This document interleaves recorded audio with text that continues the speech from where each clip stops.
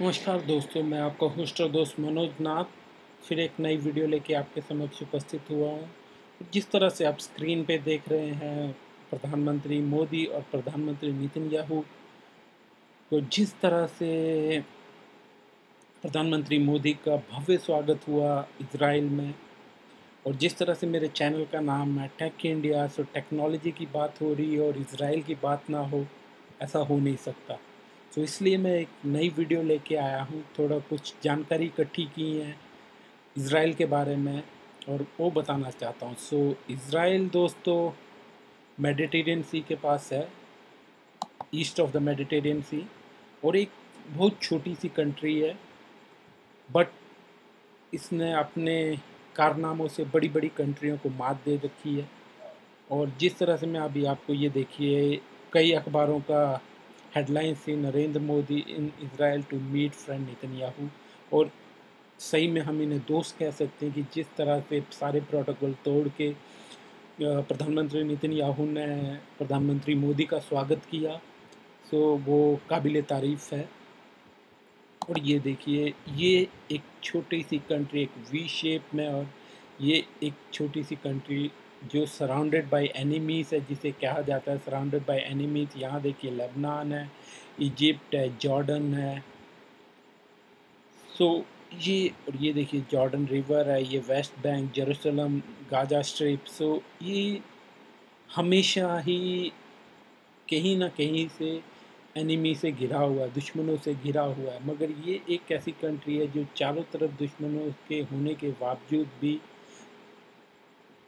अटूट है, एकदम स्ट्रांग है। और इसके मेरे को नहीं लगता है कि कोई दुश्मन इसको निस्तनाबूद कर पाएगा।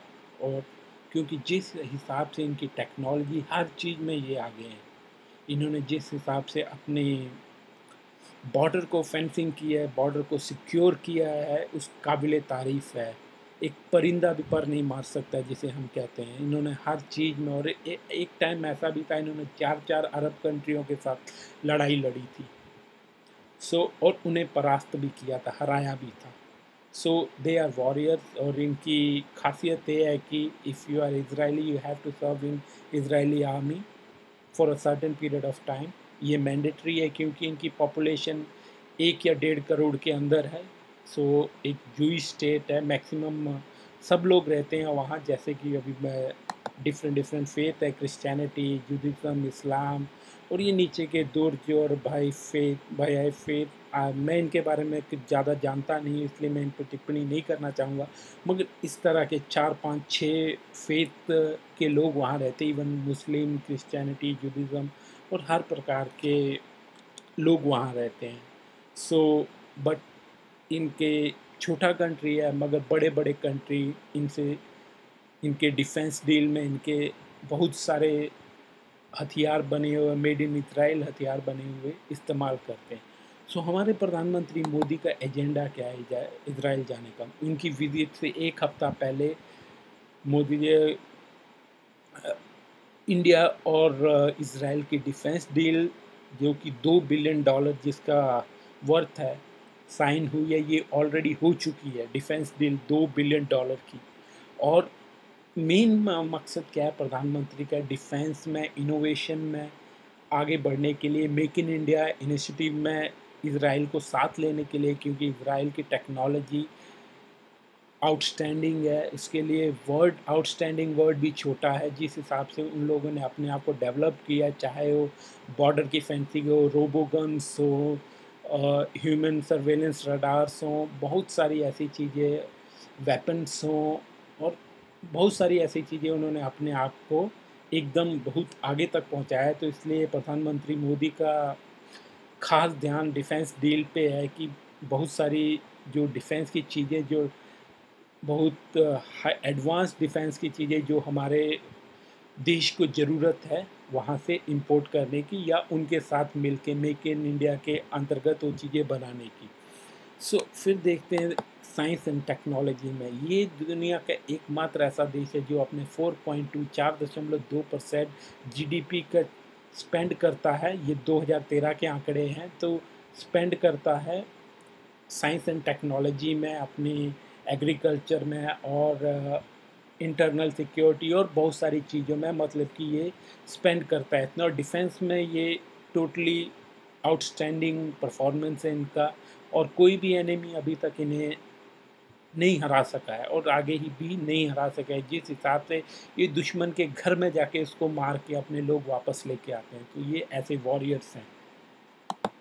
ये देखिए, अभी आपको मैं बताता हूँ Israel and Palestine, so why they are fighting. इनकी लड़ाई सिर्फ वर्चस्व की लड़ाई है कि एक पैलेस्तीन जो फ़िलिस्तीन भी कहते हैं जिसे हिंदी में, जिस तरह दोस्तों मैं आपको बता रहा था कि ये सिर्फ वर्चस्व की लड़ाई है। जो जूश पीपल कहते हैं ये हमारी लैंड है, और फ़लस्तीन वाले कहते हैं कि ये हमारी लैंड है, जो कि अरब पॉपुलेशन वहाँ पर ज़्यादा है, तो वो उसे एक सेपरेट कंट्री बनाना चाहते हैं। और ये बहुत सालों से इनकी युद्ध चल रहा है इस बारे में, और पता नहीं कितने और साल चलता रहेगा। चलिए फिर आगे बढ़ते हैं। उनकी एक पुरानी सिटी के बारे में मेरे को पता चला है, जेरूसलम। सो जेरूसलम का एक लंबा इतिहास रहा है।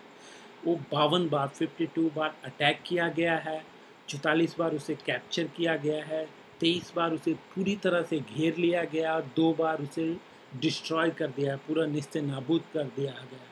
मगर ये 4th मिलेनियम BC में स्थापित की गई थी, और इस चीज़ इतनी लॉन्ग हिस्ट्री के होने के कारण इसे वर्ल्ड की ओल्डेस्ट सिटी माना जाता है। आज की डेट में वर्ल्ड की ओल्डेस्ट सिटी है, one of the world's oldest city, Jerusalem. और दोस्तों, जैसे कि आपने वह देखा कि इज़राइल एक बहुत ही छोटी कंट्री है, मगर उसने बहुत बड़े बड़े देशों के साइंस एंड टेक्नोलॉजी, डिफेंस में सॉफ्टवेयर, जो रैंसमवेयर वायरस से अमेरिका तक हिल गया था, इज़राइल में कुछ नहीं कर पाया, क्योंकि इज़राइल ने अपनी सॉफ्टवेयर जो भी सॉफ्टवेयर टेक्नोलॉजी को इतना डेवलप किया है कि वो साइबर अटैक से भी किसी भी हद तक जाके लड़ाई कर सकता है। सो ओवरऑल मैं यही कहना चाहता हूँ कि Israel is the best place, best country, और स्ट्रॉन्ग वॉरियर्स आर देयर्स। और वो ऐसे लोग हैं कि वो कहीं भी जाके किसी को भी मार के अपने लोगों को ले जाके वापस आ जाते हैं। तो दे आर वॉरियर, और उनका कोई मुकाबला नहीं है। तो धन्यवाद दोस्तों वीडियो देखने के लिए, और प्लीज़ मेरे वीडियो को लाइक शेयर सब्सक्राइब करें मेरे चैनल को, और फिर मिलेंगे किसी नई इनोवेशनल वीडियो के साथ। धन्यवाद तब के लिए।